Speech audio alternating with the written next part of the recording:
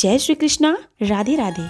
कैसे हैं आप सभी लोग? आशा करती हूँ आप सभी लोग अच्छे होंगे और भगवान श्री कृष्ण की कृपा आप लोगों पे बरस रही होगी। तो मार्गशीर्ष कथा के चौथे अध्याय में मैं आज आपके साथ साझा करने वाली हूँ भगवान श्री कृष्ण के जन्म से जुड़ी एक बहुत ही सुंदर सी कथा। तो कथा को सुनिएगा जरूर।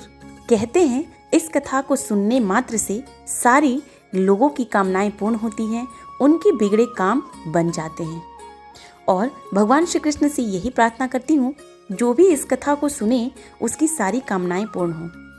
एक बार मेरे साथ जयकारा लगा के बोलिए, श्री बांके बिहारी लाल की जय।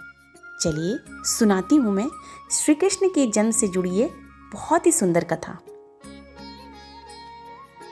भाद्रपद कृष्ण अष्टमी तिथि की घनघोर अंधेरी आधी रात को रोहिणी नक्षत्र में मथुरा के कारागार में वसुदेव और की पत्नी देवकी के गर्भ से भगवान श्री कृष्ण ने जन्म लिया था। यह तिथि उसी शुभ घड़ी की याद दिलाती है और सारे देश में बड़ी धूमधाम से मनाई जाती है। द्वापर युग में भोजवंशी राजा उग्रसेन मथुरा में राज्य करता था। उसके आततेय पुत्र कंस ने उसे गद्दी से उतार दिया और स्वयं मथुरा का राजा बन बैठा। कंस की एक बहन देवकी थी जिसका विवाह वसुदेव नामक यदुवंशी सरदार से हुआ था। एक समय कंस अपनी बहन देवकी को उसकी ससुराल पहुंचाने जा रहा था। रास्ते में आकाशवाणी हुई, हे कंस, जिस देवकी को तू बड़े प्रेम से ले जा रहा है उसी में तेरा काल बसता है। इसी के गर्भ से उत्पन्न 8वां बालक तेरा वध करेगा। यह सुनकर कंस वसुदेव को मारने के लिए अवगत हुआ। तब देवकी ने उससे विनय पूर्वक कहा, मेरे गर्भ से जो संतान होगी उसे मैं तुम्हारे सामने ला दूंगी। बहनोई को मारने से क्या लाभ है? कंस ने देवकी की बात मान ली और मथुरा वापस चला आया। उसने वसुदेव और देवकी को कारागृह में डाल दिया।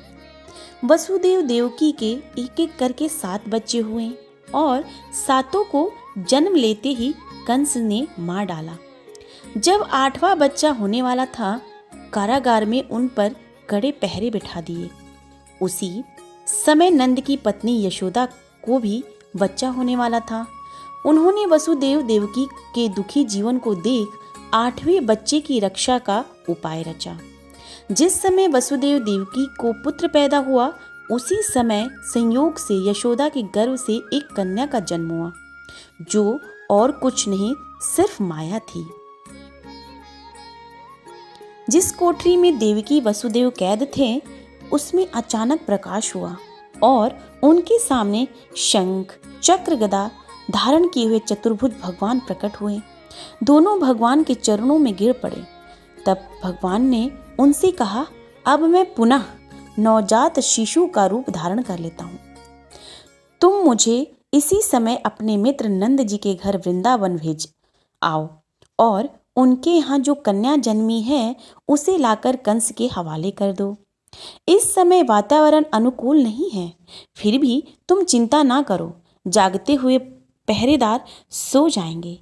कारागृह में के फाटक अपने आप खुल जाएंगे और उफनती अथाह यमुना तुमको पार ले जाने में तुम्हारी मदद करेगी और वो तुम्हें मार्ग देगी। उसी समय वसुदेव नवजात शिशु रूप श्री कृष्ण को सूप में रखकर कारागृह से निकल पड़े और अथाह यमुना को पार कर नंद जी के घर पहुंचे। वहां उन्होंने नवजात शिशु को यशोदा के साथ सुला दिया और कन्या को लेकर मथुरा आ गए। कारागृह के फाटक पूर्वत बंद हो गए। जब कंस को सूचना मिली कि वसुदेव देवकी को बच्चा पैदा हुआ है, उसने बंदी गृह में जाकर देवकी के साथ हाथ से वो कन्या को छीनकर पृथ्वी पर पटक देना चाहा, परंतु वह कन्या आकाश में उड़ गई और वह से वो कहने लगी, अरे मूर्ख, मुझे मारने से क्या होगा?